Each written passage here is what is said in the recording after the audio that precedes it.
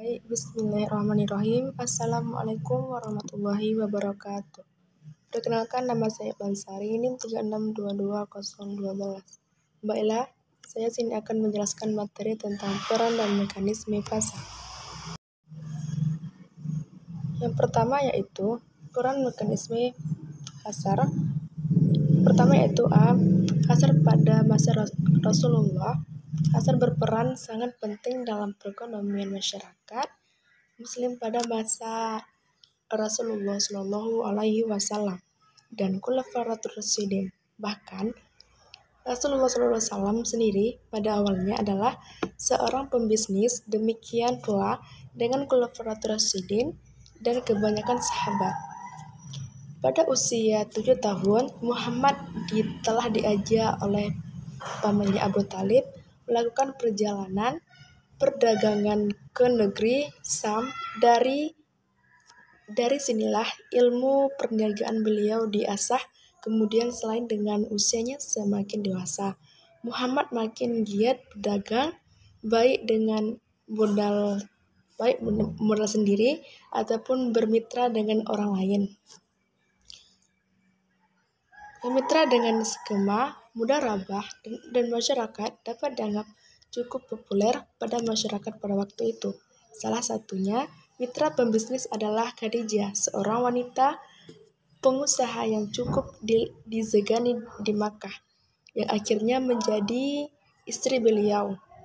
Muhammad adalah seorang pedagang profesional dan selalu menjunjung tinggi kejujuran. Ia dapat julukan Al-Amin, yang terpercaya. Setelah menjadi Rasul, Muhammad memang tidak lagi menjadi pelaku bisnis secara aktif karena situasi dan kondisinya yang tidak memungkinkan. Pada saat awal perkembangan Islam di Makkah, Rasulullah Shallallahu Alaihi Wasallam dan masyarakat Muslim mendapat gangguan dan teror yang sangat berat dari masyarakat kafir Mekah atau terutama suku Quraisy, suku Rasulullah sendiri, sehingga perjuangan dan dakwah merupakan prioritas. Yang B yaitu pasar bagi kaum muslim. Sistem ekonomi syariah yang menekankan konsep manfaat yang lebih luas pada kegiatan ekonomi, termasuk di dalamnya mekanisme pasar, dan pada setiap kegiatan ekonomi itu mengacu kepada konsep maslahat dan menjunjung tinggi asas-asas keadilan. Selain itu pula menekankan bahwa pelakunya selalu menjunjung tinggi etika dan norma hukum dalam kegiatan ekonomi. Realisasi dari konsep syariah itu memiliki 3 ciri yang mendasar, yaitu prinsip keadilan, menghindari kegiatan yang dilarang, dan perhatikan aspek kemanfaatan. Dalam hal mekanisme pasar, dalam konsep Islam akan tercermin prinsip syariah dalam bentuk nilai-nilai yang secara umum dapat dibagi dalam dua perspektif, yaitu yang pertama makro dan mikro. Nilai syariah dalam prinsip mikro menekankan aspek kompetensi atau profesionalisme dan sikap amanah, sedangkan dalam perspektif makro, nilai-nilai syariah menekankan aspek distribusi, pelarangan riba, dan kegiatan ekonomi yang tidak memberikan manfaat secara nyata kepada sistem perekonomian. Yaitu kekuatan pasar menurut ekonomi Islam. Yang pertama, permintaan, yang kedua, penawaran, dan yang kedua yaitu keseimbangan pasar.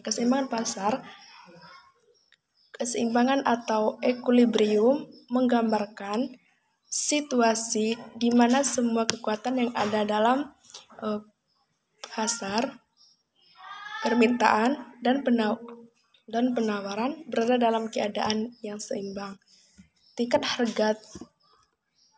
harga tertentu tersebut dikenal sebagai harga keseimbangan, sedangkan kuantitas permintaan dan kuantitas penawaran yang sesuai dengan harga tersebut disebutkan kuantitas keseimbangan. Yang yaitu konsep harga dan solusi terhadap ketidaksempurnaan pekerjaannya pasar. Harga merupakan salah satu variabel dari pemasaran atau penjualan. Islam memberikan kebebasan dalam harga yang artinya segala bentuk konsep harga yang terjadi dalam transaksi jual beli diperbolehkan dalam ajaran Islam selama tidak ada dalil yang melarangnya dan selama harga tersebut terjadi atas dasar suka sama suka antara penjual dan pembeli. Konsep harga yang adil yang didasarkan atas konsep equivalent prince jelas lebih menunjukkan pandangan yang maju dalam teori harga dengan konsep just price. Konsep just price hanya melihat harga dari sisi produsen sebab yang mendasar pada biaya produksi saja. Konsep ini jelas memberikan masa keadilan dalam perspektif yang lebih luas sebab konsumen juga memiliki penilaian tersendiri atas dasar harga suatu barang. Itulah sebabnya syariah Islam sangat menghargai harga yang terbentuk atas dasar kekuatan permintaan dan penawaran di pasar. Penentuan harga haruslah adil sebab keadilan merupakan salah satu prinsip dasar dalam semua transaksi yang Islami. Bahkan keadilan seringkali dipandang sebagai intisari dari ajaran Islam dan dinilai Allah sebagai perbuatan yang lebih dekat dengan ketakwaan.